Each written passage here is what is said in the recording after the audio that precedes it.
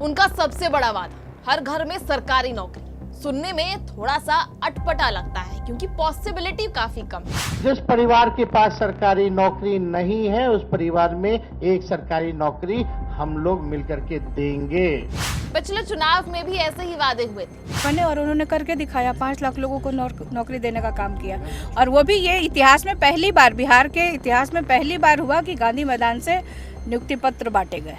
उनकी सभाओं में तंज और ठहाके दोनों होते हैं। वो नीतीश कुमार पर हमला भी करते हैं, खुद को बदलाव का चेहरा भी बताते हैं। तो आप ही देख सकते हैं स्थिति क्या है उनकी। हमने तो पहले भी इस बात को कहा है कि बीजेपी जो है उनको मुखौटा बनाई हुई है और हमारी पूरी सहानुभूति जो है उनके प्रति है कि बीजेपी के लोगों ने क्या से क्या कर दिया।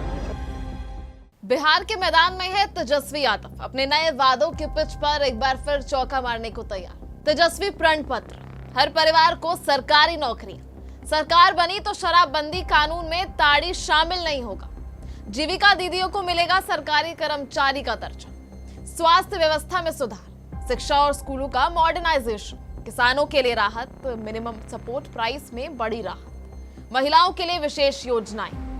ये सभी वो तमाम बातें हैं, वो तमाम वादे हैं जो तेजस्वी यादव ने अपने प्रण पत्र में, जो इंडिया अलायंस, ग्रैंड अलायंस ने, इस महागठबंधन ने अपने प्रण पत्र यानी अपने मैनिफेस्टो में की।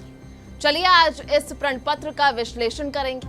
उससे पहले तेजस्वी यादव के बारे में कुछ जान लेते हैं। तेजस्वी ने 2025 के चुनाव से पहले युवाओं को फिर लुभाने की कोशिश की है। उनका सबसे बड़ा वादा हर घर में सरकारी नौकरी सुनने में थोड़ा सा अटपटा लगता है क्योंकि पॉसिबिलिटी काफी कम है। ऐसा कह दिया कि हो ही नहीं सकता। वही 2020 में लोग बोलते थे कि कैसे होगा क्या होगा, और हम आपको कह के जा रहे हैं जिस परिवार के पास सरकारी नौकरी नहीं है उस परिवार में एक सरकारी नौकरी हम लोग मिलकर के देंगे। साथ ही बिहार में उद्योग, शिक्षा, स्वास्थ्य ढांचे को नया रूप देने की बात भी कर रहे हैं। वो कहते हैं हम बिहार को पलायन से प्रगति की ओर ले जाएंगे, लेकिन डिकोड करने पर तस्वीर थोड़ी अलग दिखती है। पिछले चुनाव में भी ऐसे ही वादे हुए थे बने और उन्होंने करके दिखाया। 5 लाख लोगों को नौकरी देने का काम किया और वो भी ये इतिहास में पहली बार, बिहार के इतिहास में पहली बार हुआ कि गांधी मैदान से नियुक्ति पत्र बांटे गए। लेकिन जमीन पर असर कम दिखा। विरोधियों का कहना है कि वादे सुनने में मीठे हैं लेकिन हकीकत में अधूरे हैं।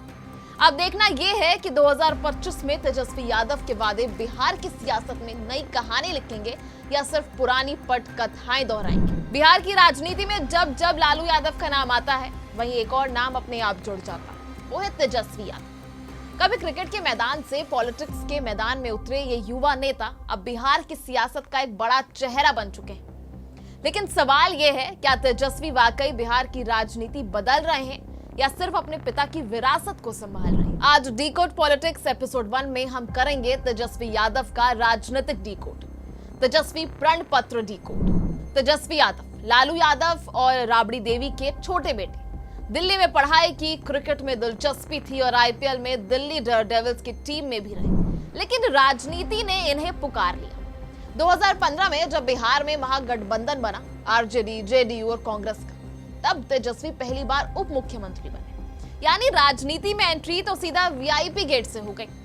तेजस्वी यादव की राजनीति की खासियत है उनका सिंपल कनेक्ट। वो जनता से सीधे जुड़ने की कोशिश करते हैं। उनकी रैलियों में युवा बड़ी तादाद में नजर आते हैं। 2019-2020 के चुनाव में उन्होंने बेरोजगारी को अपना सबसे बड़ा मुद्दा बनाया था। उनका नारा था 10 लाख नौकरियां देने का। यह नारा बिहार के युवाओं में छा गया था और लोगों को लगा शायद अब कोई तो है जो रोजगार पर बात कर रहा है। उनकी सभाओं में तंज और ठहाके दोनों होते हैं। वो नीतीश कुमार पर हमला भी करते हैं, खुद को बदलाव का चेहरा भी बताते हैं। तो आप ही देख सकते हैं स्थिति क्या है उनकी। हमने तो पहले भी इस बात को कहा है कि बीजेपी जो है उनको मुखौटा बनाई हुई है और पुतला बना करके जो है काम कर रही है भाजपा के लोग, और हमारी पूरी सहानुभूति जो है उनके प्रति है कि बीजेपी के लोगों ने क्या से क्या कर दिया। कहा जा सकता है कि तेजस्वी ने आरजेडी की पुरानी इमेज, जो कभी जंगल राज के नाम से जानी जाती थी, उसे थोड़ा सा नए दौर की भाषा में पेश किया है। जंगल राज को थोड़ा सा रिलीफ मिला। लेकिन हर सिक्के के दो पहलू होते हैं। दर्द हो रही है वही लोग हैं कि जब इनको मौका मिला था तब तो ये लोग बहन बेटियों को उठाते थे, तब तो ये लोग भ्रष्टाचार करते थे। अब जब एनडीए सरकार है तो उसी पैसे से महिलाओं को सहायता हो रहा है, पुल बन रहा है, IIMs बन रहे हैं, बड़े बड़े ब्रिज बन रहे हैं, हाईवे बन रहे हैं। तेजस्वी की राजनीति को लेकर कई सवाल भी उठते हैं। कहा जाता है कि वो अभी तक अपने पिता की छवि से पूरी तरह अलग नहीं हो पाए। विरोधियों का कहना है वादे तो बड़े करते हैं लेकिन ग्राउंड पर काम का असर दिखता नहीं है। तो आखिर कैसे बनेंगे ये बड़े नेता? कुछ लोग ये भी मानते हैं कि आरजेडी की राजनीति अब भी जाति समीकरणों पर ज्यादा टिकी है और विकास की बातें पीछे रह जाती हैं। यादव मुस्लिम वाली जाति समीकरण, यादव मुस्लिम कम्युनिटी से वोट मांगना, उनसे वोट की अपील करना, ये कहकर कि हम भी यादव समुदाय के लिए सॉफ्ट कॉर्नर रखते हैं, मुस्लिम समाज के लिए सॉफ्ट कॉर्नर रखते हैं। उन पर परिवारवाद के आरोप भी लगते हैं क्योंकि पार्टी के बड़े फैसले आज भी लालू परिवार के इर्द गिर्द घूमते हैं। 2024 की बात की जाए तो 2024 के बाद बिहार की सियासत फिर से नए मोड़ पर है। महागठबंधन टूटा, नीतीश कुमार फिर एनडीए में लौटे और तेजस्वी अब विपक्ष के नेता हैं। लेकिन उनका स्टाइल बदल गया। अब वो सोशल मीडिया पर ज्यादा एक्टिव रहते हैं, मुद्दों पर ट्वीट करते हैं, युवाओं को साथ लाने की कोशिश में। तेजस्वी के पास अब अनुभव भी है, जनता से जुड़ाव भी है, एक बड़ा अलायंस भी है। बस देखना यह है कि क्या वो लालू की राजनीति से आगे निकल पाएंगे और वाकई नए बिहार का चेहरा बन पाएंगे या नहीं। आने वाले चुनाव तय करेंगे कि तेजस्वी बिहार की राजनीति में नई दिशा देंगे या सिर्फ पुरानी कहानी दोहराएंगे। तो ये था हमारा एपिसोड डीकोड पॉलिटिक्स में तेजस्वी यादव का पॉलिटिकल डीकोड।